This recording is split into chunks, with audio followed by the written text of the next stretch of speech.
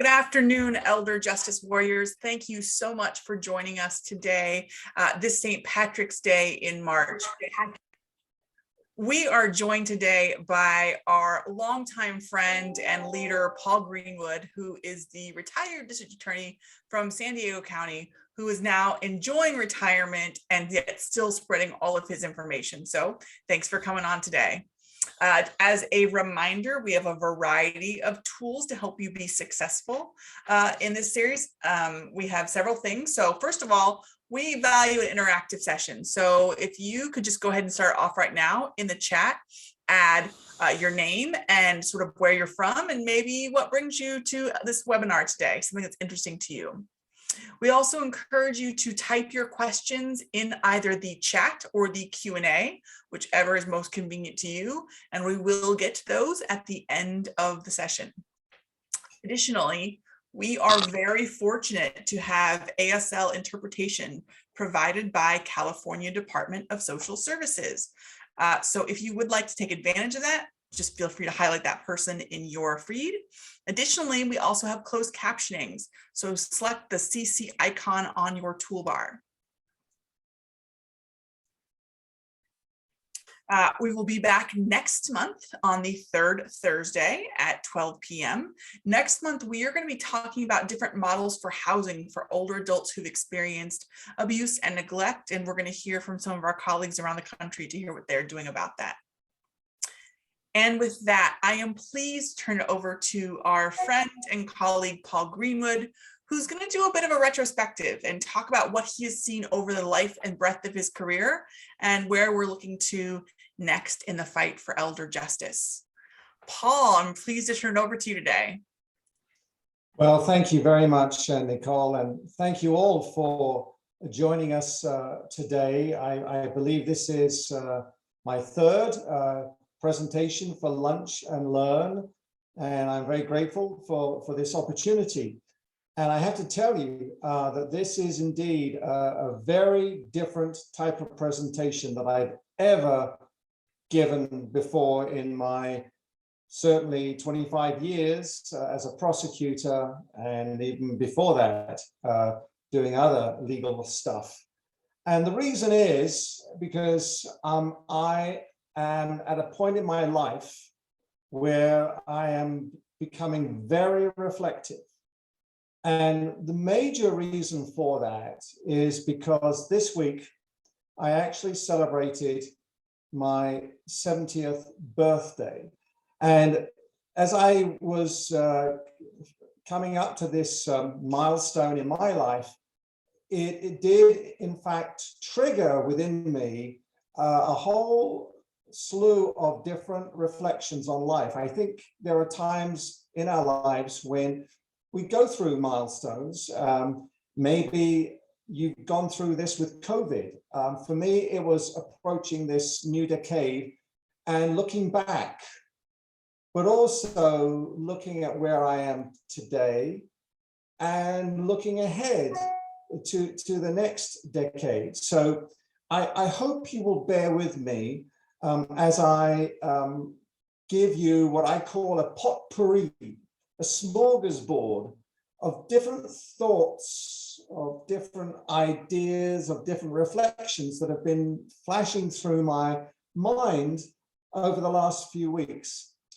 I don't have any particular sequence for this. It's kind of random. Normally my presentations are fairly logical in their progression. This one though, it was just like, I sat at the computer and I started thinking of different things that are age related, some specifically to do with elder abuse prevention, prosecution, identification, but other things about life in general. And I hope that some of what I share with you can be helpful to you. So one of the things that I have been doing is asking myself, so Greenwood, here you are at age 70, what have you learned in your lifespan? And so I've been going through that series of questions in my mind. And This is one that it's a common phrase, but I subscribe to it. Age is indeed just a number. But as I started to expand upon that concept, I realized that it really should never define us as people. But here's the problem. We so often use age as a benchmark, as a yardstick, as some kind of tool to kind of measure where we are. For example, California defines an elder as anyone over the age of 65. And for years, I have advocated for an age-based definition when it comes to prosecuting crimes of elder abuse. The reason I've done that is because in so many other states around America, they do not use an age-based definition. They use a generic term called vulnerable adult, which I find to be challenging to prove the elements of vulnerability to a jury, whereas an age-based definition only takes a matter of seconds to prove beyond a reasonable doubt. And despite what my sister sent to me this week in the form of a virtual card, just remember that when you're over the hill, and again, I'm pushing back on this concept of being over the hill, but this is her way of describing it to me. What happens when you're over the hill? You begin to pick up speed. So I will definitely take that from this card, that there's definitely momentum going forward into this new decade. But seriously, too often we base our judgments, our opinions on people based upon their age. We unfortunately have stereotypes a lot of different people because they're 75 or they're 85 or they're 90. And I've seen that.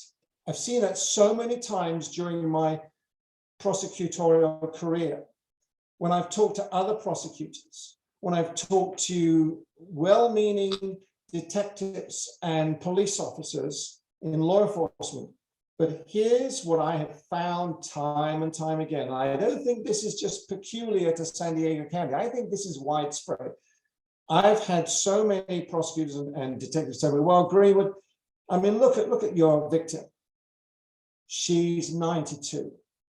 You know, she's not going to make a reliable witness. She's going to be forgetful. He's confused. It's going to create problems. We can't rely on his testimony. And unfortunately, because of that bias, and there is indeed a bias when we talk about ageism or people's ages, many good cases don't get prosecuted. When I have traveled around the country making presentations, I've often been asked this, you know, what is the major reason for why we don't see more prosecutions? And I think it's sometimes the starting point is because we have not got rid of or eliminated the biases about ageism.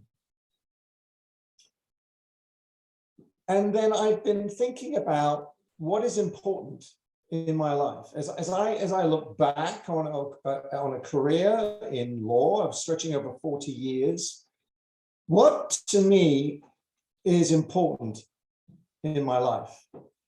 And the first thing, and I'm sure you would agree, is relationships. And in the last few weeks, I've pondered long and hard about relationships. And I've been very blessed because of my family. And the bottom line of that is because of my relationship with my wonderful wife of 43 and a half years. Some of you have heard me tell this story before. I had the good fortune to be traveling around the United States in August of 1973. I came to San Diego for 2 whole days. And I walked into a Baptist church and I literally found the only empty seat sitting next to this gorgeous young lady. And I sat down next to her and I married her, but not in the same service. That was 5 years later. But for me, Sue has been my rock and my foundation, and she has been the person to enable me to find and draw upon any strengths that I have lingering inside me. So I really have been blessed with this relationship. And you know, one thing that has really saddened me during a 25-year career in the prosecutor's office is the number of colleagues that I worked with whose own relationships failed, often because of the pressures of work and the tensions of trial and other things. And I'm so glad that I've been able to keep grounded with my wife. She's the love of my life. And then there's my daughter and my son-in-law and our twin granddaughters. They mean so much to me, and I'm looking forward to celebrating in a couple of weeks when they finally come over from the UK and we go on a road trip around the national parks of Western United States. To me, this is part of, quote, retirement, spending time with your grandchildren if you're blessed to have them. And then there's my son, who we hung out with just this last weekend. We flew up to San Francisco, and there he was outside in the airport with a happy birthday balloon. He's our entrepreneur son living in San Francisco, and just so proud of what he's doing. But again, it's all about those relationships. And then I can't forget the foundation that my own parents gave me. My late father, who died at age 92 from advanced Alzheimer's in December of 2014. My mother, age 96, who died in November of 2019.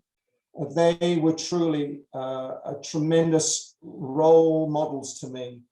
Hardworking, disciplined, educators. My dad was a bomber pilot in World War II. My mother was a survivor of the Blitz in London. And I grew up with stories of World War II. And that was often the reason why elder abuse prevention became my career. And then I think of my mentors. Who has influenced me in my life? And the one person that I really always think back to is this gentleman. His name is Gibson Kiboko.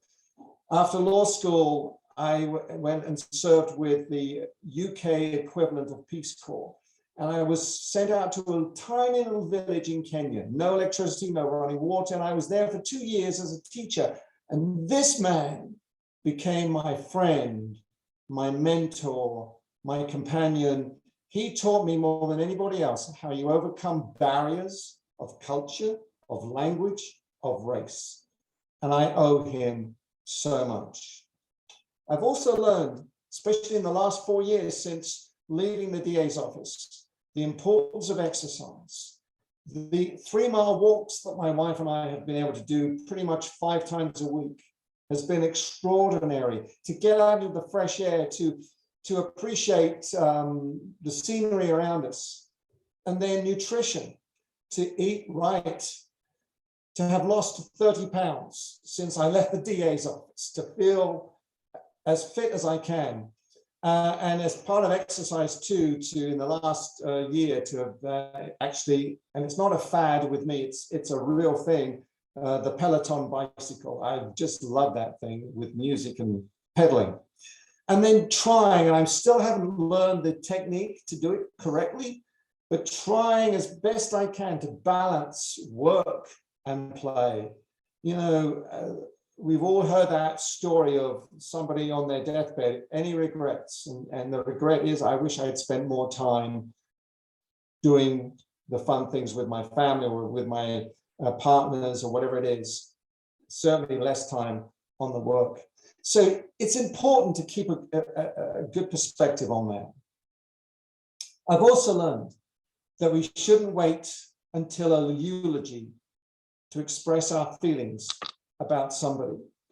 And I've learned this from my wife, Sue, because it's part of her makeup that she wants to make sure that people understand in the moment how appreciated they are, that they are recognized for who they are and for what they've meant to her, why should we wait until somebody passes away in order to tell the world what we feel about that person? And that point was demonstrated to me for Valentine's Day, because my wife wrote to all the grandchildren of her mother. This is Sue's mother, Gloria. She's age 92. Sadly, she's a widow now. We lost my father-in-law over a year ago. But before Valentine's Day, Sue reached out to every single one of the 12 grandchildren, and she asked each of them to send a letter to their grandma, telling grandma what she means to each of them. And this is our daughter, Rebecca, and this is part of her letter that she wrote. And Sue compiled into a book, and on Valentine's Day presented it to her mother. And I can't tell you how important this has been for Gloria.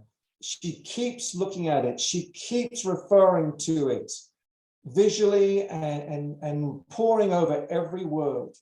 So I think that's what I've learned, is take a moment to say thank you, to tell somebody, maybe today, even send an email to somebody, maybe a phone call, say, you know what, I need you to know this, how much I have appreciated you for all these different reasons. And at the end of the book, just to remind Gloria that she is loved by each of her grandchildren. I've also learned to find a passion for my work. You know, there's a survey that came out many years ago in California amongst lawyers. 75% of lawyers were disillusioned. They did not enjoy their work. And yet I can honestly tell you that in my 25 years as a prosecutor, I never once said, I don't like what I'm doing. I loved every single moment, but particularly what happened in January of 1996.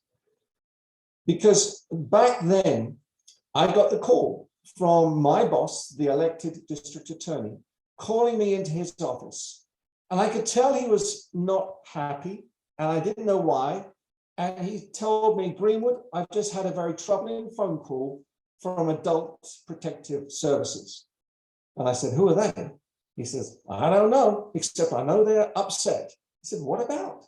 He said, apparently we are ignoring a huge escalating crime called elder abuse. I said, what's that?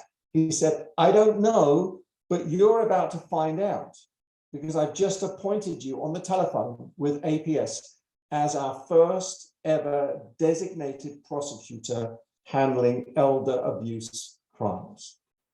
That was in January of 1996. And typically an assignment in a prosecutor's office like ours would occur for only between 3 to 5 years. But for me, because this passion was unleashed, it became my assignment for the next 22 years until I left that office in March of 2018. But that passion has never been extinguished, because even since I left, I have wanted to stay committed into this whole area of trying to assist older adults in ways to reduce the risk of becoming a victim. Fortunately, there have been opportunities for me to share what I've learned in the courtroom with Adult Protective Services across the country, with long-term care ombudsman agencies, with area agency on aging organizations, with law enforcement, with other prosecutors, and with older adult groups. You see, back in January of 1996, there was no elder abuse movement. And in fact, the very first training that I ever went to in Sacramento in early 1996, there were only 17 people in the room, of whom probably half did not want to be there, And the only reason they were there because their boss had sent them. So really, there was a hardcore of only about 5 or 6 individuals. And the one person that I really owe so much to, her name is Candice Heisler. And many of you know her. She became my mentor in elder abuse. She was a deputy district attorney in San Francisco. And then subsequently, she went out and did so many amazing presentations and trainings and writing manuals. And she still is doing that today. But back then, really, Candice was the only person who I could turn to. But things have changed. And in the 6 years since that time, I have seen things develop so much. But there's still room for more progress. And I want to share with you some things which I feel can be improved, some things which maybe we're doing better than we were, but I'm never satisfied with the status quo. I think that was something that my mother taught me, where she said, always set the bar high. Always have something to strive for. Always have a focal point, which is beyond where you are right now. And that makes so much sense to me. So I'm not content with where we're at today in terms of elder justice. But as I look back, I'm certainly encouraged that we have moved forward, but we're not where I believe we need to be. So one of the things that I feel has to change, and something that I feel now, because I am now free from any collaboration as a prosecutor, I can speak my mind. We need to call for more funding for elder justice initiatives, particularly for adult protective service programs all over the country and for long-term care ombudsman programs all over the country. Right now, I think it is abysmal. For example, if you take the number of child protective service workers in this country compared to the number of adult protective service workers, I would imagine that the ratio is at least 5 to 1. I think it could be as high as 10 to 1. And why should that be? Because you see, by the year 2035, which is only, 13 years away, there will be more people in this country over the age of 65 than children under the age of 18. So we have to understand that we are an aging society. The demographics show this. But the reality right now is reflected in this tweet from the Administration for Community Living. Funding for elder justice is 1% of funding for child and family welfare. Now that is outrageous. We have got to do better. And how can we do that? We've got to implore our county politicians.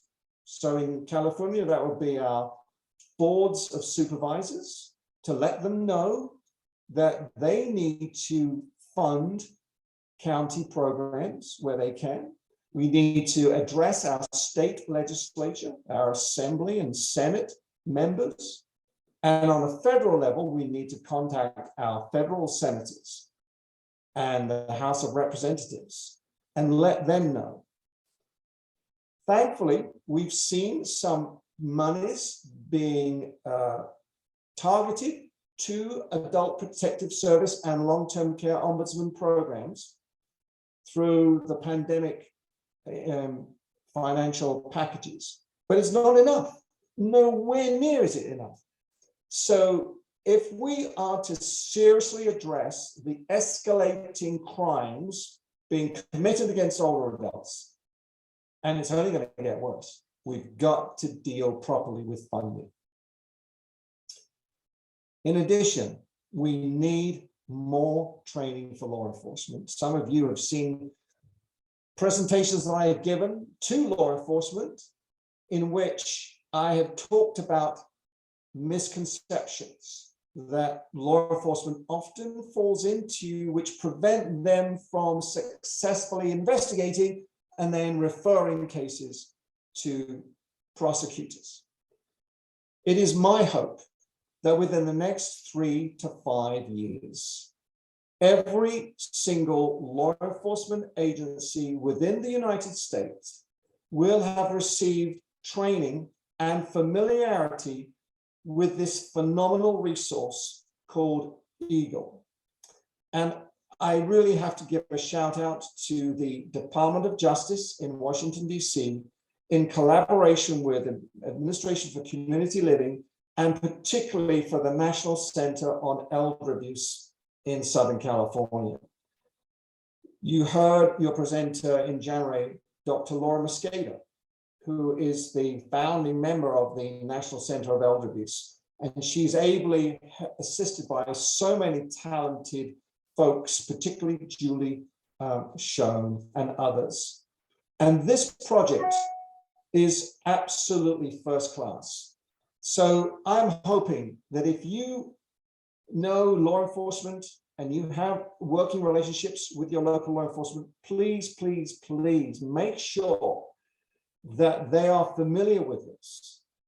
It's got the laws of every single state in here. There's drop-down menus, there's checklists. So helpful guide. You know, when I started in 1996, there was nothing like this. But for new beginners, for people who are being introduced to this area for the first time, this is a phenomenal platform. So please make sure that Eagle spread the word.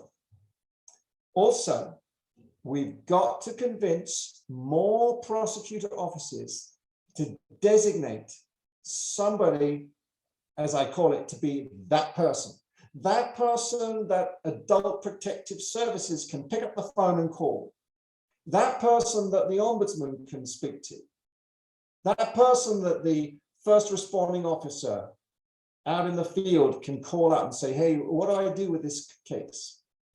You know, most large prosecutors' offices have units, particularly domestic violence units, child abuse units, but not so many of them have equally elder abuse units. We've got to make sure that there is an assigned person. And even in the rural counties, we've got to persuade the elected prosecutor to assign somebody as part of their general duties to be that person to collaborate with other agencies. It is so important to keep a consistency and to have that person trained in elder abuse matters. Another huge topic that I'm passionate about is creating or enhancing more multidisciplinary teams all over the country. We were fortunate in San Diego during my 22 years to be part of several innovative and successful multidisciplinary teams. And I have learned so much from sitting around a table, maybe over a brown bag sandwich or over a cup of coffee, with people from Adult Protective Services, from law enforcement, from financial institutions, from the ER, from the mental health clinics, from the gerontology department of our local university, and talking over case reviews, talking over the welfare of an individual. How can we assist this person? What needs to be done? And I think about this whole thing of collaboration, cooperation, and communication. Those are my 3 C's. So whenever I would stand in front of a jury and give an opening statement in a trial, I was so aware that this may not ever have been made possible were it not for the collaborative efforts of a multidisciplinary team. That it took somebody to make that call to Adult Protective Services, that it took APS to go out and recognize that this was a founded case of elder abuse. It took the APS caseworker to cross-report to law enforcement. It took a dedicated officer to investigate. It took a medical doctor to give us a prognosis. And then for everyone to bring me this case and to give me the privilege of presenting it to a jury. And I tell you that so many of these cases would not have been successful were it not for the collaboration from MDTs. I've learned this. I've learned that it takes all of us to keep our older adults safe. One of the exciting projects that I've been working with in the last couple of years is trying to assist some states with building stronger multidisciplinary teams. I've been working with the state of Hawaii, with the state of Montana, and with the state of Maine. And it's really exciting to be part of this vision to bring together federal agencies, state agencies, county agencies, and to work together towards protecting the lives of older adults. You know, speaking about Hawaii, this image is so much in my mind. When we work together, when we are in sync, and those of you who've been fortunate enough to actually be in Hawaii, you've seen these people out there on the ocean waves in their outrigger canoes. And aren't you struck by their synchronicity and how when they're all rowing at the same time, how speedily they rip through the waves? And that's the image that I want to bring to you, and hopefully we can really replicate all over this country. And the people who will benefit most are the older adults. I also think as part of the MDT group, particularly financial institutions need to be part of the solution. So many crimes are occurring because people are withdrawing funds from their institution. They are being scammed, they're being exploited, they're being ripped off. And so I know that credit unions and banks, stockbroker agencies can be part of the solution. You know, there's this debate going on right now, which really rankled with me last week. Zelle is something you may use, but unfortunately, it's being used by the fraudsters out there. And this article came out last week that suggests that banks are ignoring the widespread problem of fraud on Zelle. And what Zelle is trying to do is suggest that if you are being scammed, if you have been scammed, and you authorized the payment, that this is different from a fraud because you've consented to the transaction, and therefore you may not be able to get your money back. Now, I totally disagree with this interpretation.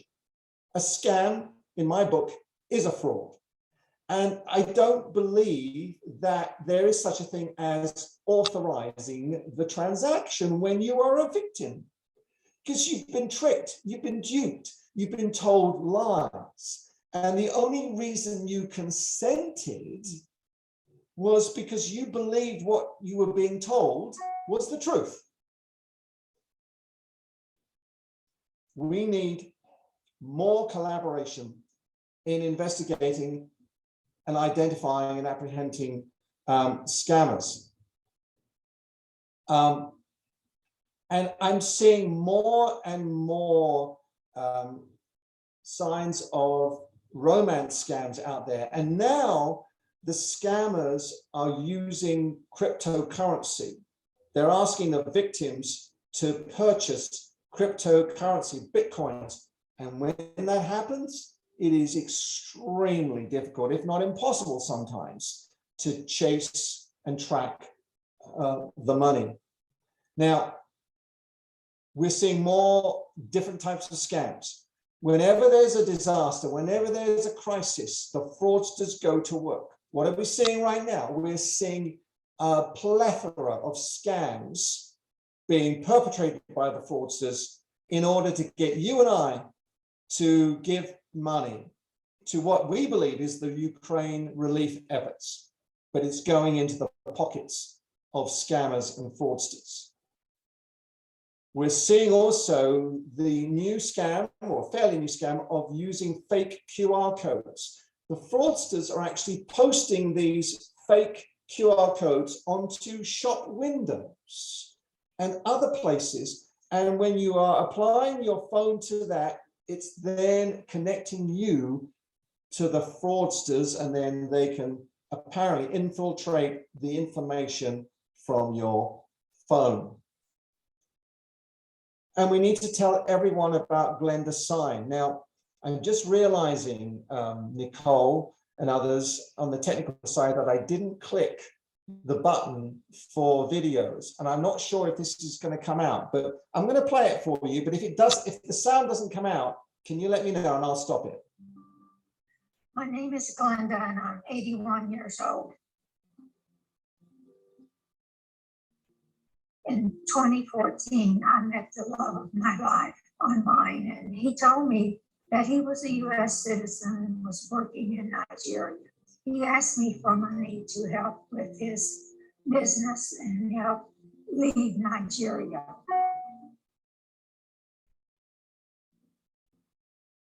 Then my love had people send me electronics like cell phones so I could pawn them and send him the money. When I couldn't get the money that he wanted, he asked me to open personal and business bank accounts.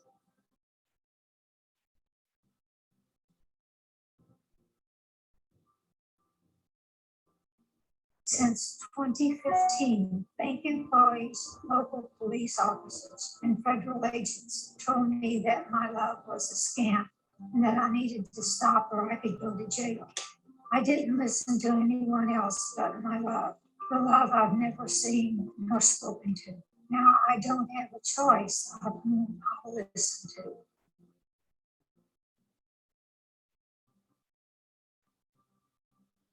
On November the 2nd, 2021, I pled guilty to 2 federal felonies. I'll be listening to the judge now. And in fact, Glenda was sentenced 2 weeks ago by that judge to 5 years probation. Obviously wasn't given any custody because she was helpful in providing this public service announcement. But that is a warning. There are so many older adults out there who are being trapped into this money mule situation. So we need to do a better job of warning people. We also need to create a better response to uncovering and identifying crimes occurring in long-term care communities. As I reflect on the 22 active years of prosecuting crimes of elder abuse in the county of San Diego, the one area that I really regret that we weren't able to really make a dent in is this. And I really believe that we have got to work far more closely, particularly with the 2 state agencies in California that issue licenses and issue citations and revoke licenses. For example, assisted living facilities is community care licensing in California. And I have to give them a shout out because they did reach out. And we were so able to improve the working relationship and try to uncover more crimes. There's also the Department of Public Health that oversees skilled nursing facilities. I think there is room for improvement to improve the relationships between DPH and law enforcement and prosecutors, and for there to be more of a transparency so that at the beginning of an investigation by DPH, law enforcement and prosecutors are immediately informed and in fact maybe requesting assistance to help DPH uncover crimes. You know, these crimes are going on all the time. Here's one from just a few weeks ago. This is so commonplace: financial exploitation by a staff member in a community like this in Kansas. Last week, before the State of the Nation address, President Biden announced that there would be some initiatives and to cure, hopefully, some impediments in the nursing home care industry. One of the biggest problems, as we all know, is understaffing of particular communities. And so that is a step in the right direction, but there's so much more that we need to be doing so that in the event that one of our loved ones enters one of these communities, hopefully there will be some measure of confidence that this is a safe environment, that they will be protected, that there's an adequate amount of staffing, and that the staffing that is hired doesn't have a criminal record. Now, one of the programs that we adopted in San Diego, which I think is really fantastic and which I would love to see spread all over the country, is called Choose Well. Excuse me. One of the dilemmas for families is, what assisted living facility could I choose? And in San Diego, we had this program where over 200 assisted living facilities willing to provide information and subscribe to certain conditions. So if you want to know more about it, just Google Choose Well San Diego. We also need to understand how COVID has impacted the elder justice movement. For example, we need to be aware that defendants have been released without fulfilling their length of sentence, particularly those who are considered to be non-violent. So we need to watch out for that. And what we're also seeing is that somebody who's been arrested, particularly for an elder financial exploitation case, very often they're not even having to put up bail. They're given a ticket, told to report back at a later date, and sometimes that later date could be as long as 6 months away. One of the concerns I have because of COVID is, how do we preserve older victims' testimony without getting into legalese? One of the issues that we always deal with is called hearsay. And it's so very important, excuse me, with a tickle in my throat, so important at the earliest opportunity is to have the victim testify under cross-examination from the defense lawyer. If that happens, even if the victim then subsequently either falls into incapacity or passes away, we have their testimony preserved. So we've got to do a better job, particularly in the light of COVID, dealing with delays in court systems. How do we get our elderly victims' testimony preserved? One thing that I still have not resolved in my own mind is, on the one hand, being aggressive as a prosecutor in terms of going after and targeting elder abusers, versus this whole area of discussion called restorative justice. I have to admit, I've been suspicious, I've been skeptical about restorative justice programs. But I have to say to myself, Greenwood, there's got to be some truth in this. There's got to be some middle ground, and I am trying to work towards that. Am I still on the side of aggressive prosecution? Yes, but I have to listen To those who are telling me very softly but very firmly, Greenwood, there is possibly an alternative to aggressive prosecution. And I know that in time to come, this will be very much something that I will be wrestling with and dealing with. But I do believe that we're on the right track for so many reasons. You know, we are now part of an elder justice movement, something which I could not have envisaged back in January of 1996. The fact that we are having lunch and learns, the fact that right now there are 137 participants on this webinar on a Thursday in March when you could be watching basketball, but instead you're dealing with another type of March Madness. And we have come so far. And the words that I would leave with this reflection is, if we continue to pursue justice with the 3 Ps that I often talk about, and I think those of you who've heard me speak before, you know exactly what I'm talking about. Why do I use the letter P? Because my name is Paul, and I used to be a prosecutor. And I talk about passion, I talk about purpose, and I talk about perseverance. And when we meet people who exude these 3 things, I tell you what, they can be game changers in the landscape of elder justice.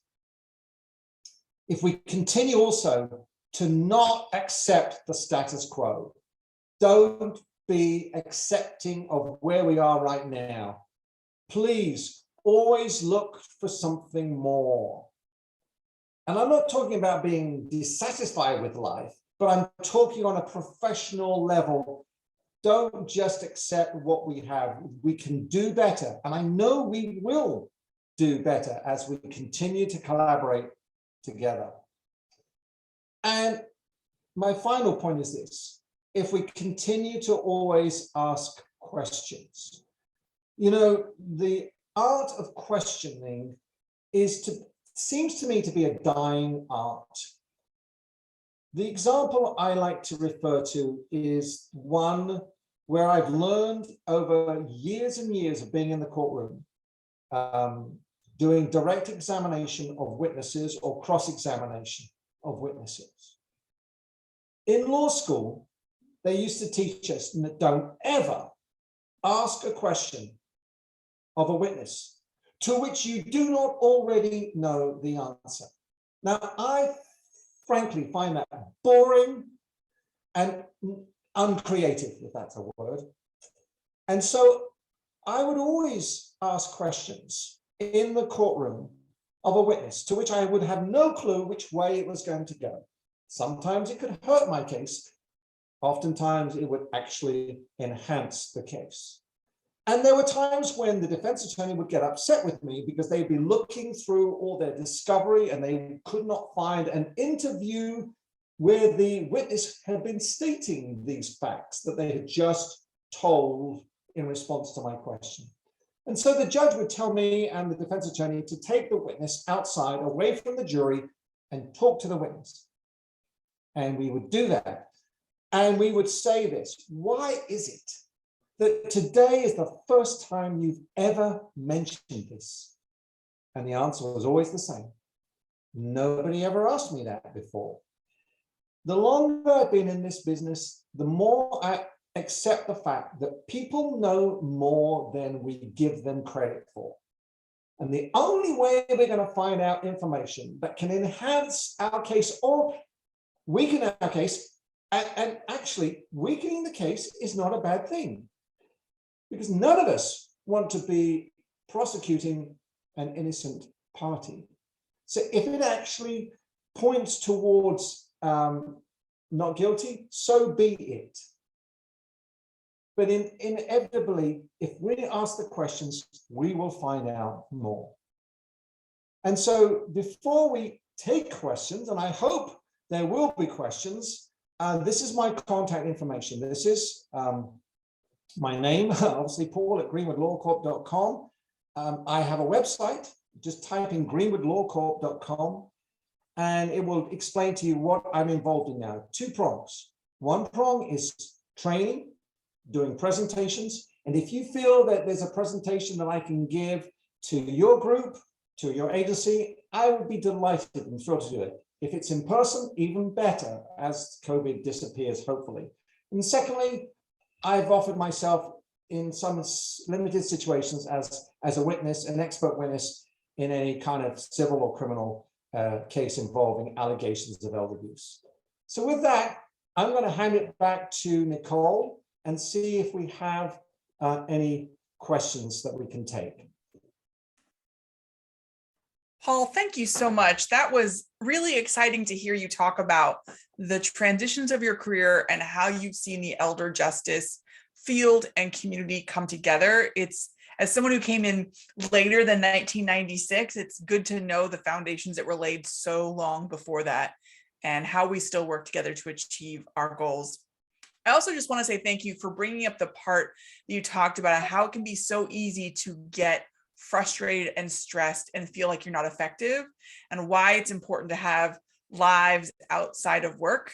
I think all of us on this call have worked really hard for our entire careers, but especially the last 2 years. And I want to make sure that our audience hears that Paul Greenwood is telling you to have a life. Yes. And I also want to ask folks or invite you to go ahead and put your questions in the chat or Q&A. For those of you that ask, where will you get the materials? We will send out the PowerPoint and the recording next Tuesday. So just look out for that. As long as you registered, you will receive it. This is a great time to get your questions answered from the great Paul Greenwood. But you can't ask him how old he was on his last birthday. That's the one question that's on the table. Paul, I'll go ahead and start with mine. And I'm so glad to hear that you talking about restorative justice, that it may be a tool that we could use to work with older adults. Can you tell us maybe in some examples or in some instances where you think it is effective and maybe where you think it's not as appropriate? Well, thanks for it. That's a tough one, Nicole. Yeah, because you see, for all those years, I never even contemplated restorative justice. I was always of the opinion that in order to help, and I'm now going to focus on the suspect defendant, who is the son of the elderly mother that he has physically abused.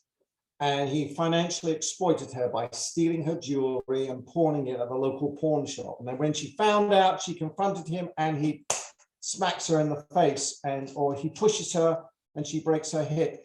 Those are the kind of cases where I feel that restorative justice is not appropriate, because we're not dealing with the underlying issue. And the underlying issue is where I'd always try to go.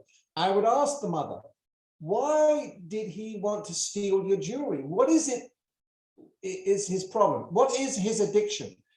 And invariably it was either gambling, alcohol, or drugs.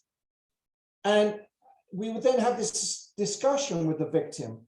Have you tried to help him? Yes, I've tried many ways, but nothing has worked. And that's why I have always gone more to the side of prosecution, because within prosecution, you have an inbuilt program that the judge will direct the defendant to attend. And if the defendant has no prior serious criminal record, I will then throw out an incentive. I will say to the defendant, okay, if you comply with the judge's rules, and if you fulfill all these conditions over the next 18 months, have your lawyer contact me. And if everything's going well, I will probably agree to reduce your felony conviction to a misdemeanor. Now, that didn't work in every case, but I tell you what, it did work in a lot of cases. And so I'm more of the view that there should be a lot of compassion in prosecution, but also a lot of understanding as to what is the underlying feature that is motivating the criminal conduct. Because I don't think restorative justice will get you to the program that the defendant will need to attend because there's no incentive for him or her to fulfill that program. Thank you, Paul. I appreciate that. I too have had some evolution of my thoughts around this.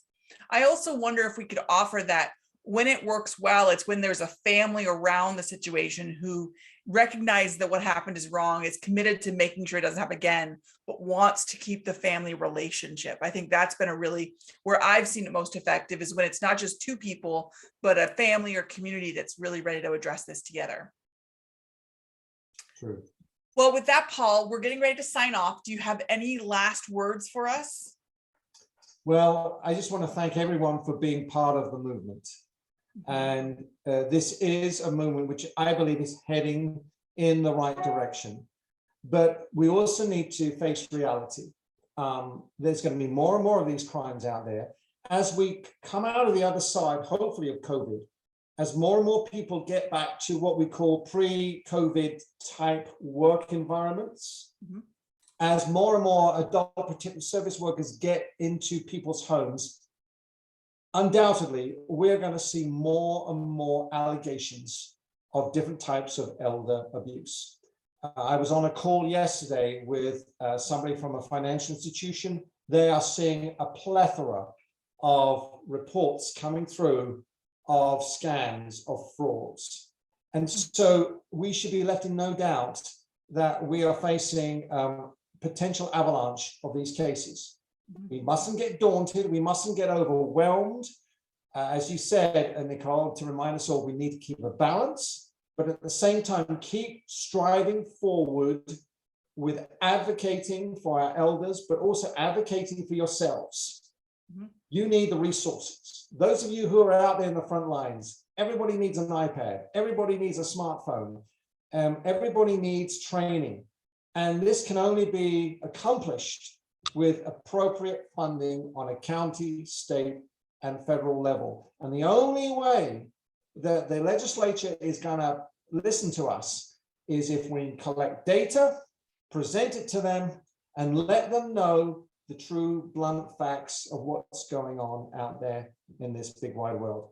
But thanks to things like this, we can stay informed and spread the word and share. And don't forget, please, maybe tomorrow, maybe this weekend, let somebody that you care about know how much they are appreciated. Don't wait for their eulogy.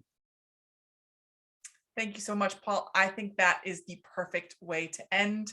I know on behalf of our community how much we appreciate you, how much the community means to you as well. And so with that, I wish you a wonderful day. Elder Justice Warriors, we will be back here next month talking about housing for older adults who've been the victim of a crime, or I should say have survived a crime. We look forward to seeing you back here next month, and I hope you're having a wonderful day. Thanks so much.